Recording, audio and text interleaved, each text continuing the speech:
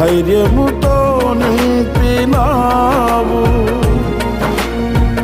అలసిన సమయమున నా ప్రాణములో ప్రాణ పుట్టించినావు.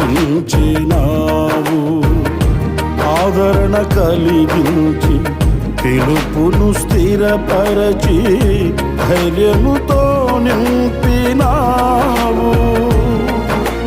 నిత్యానందము కలిగించేని శుభవచనములతో నెమ్మదిని చితివి. నిత్యానందము కలిగించేని శుభవచనములతో నెమ్మదిని చితివి.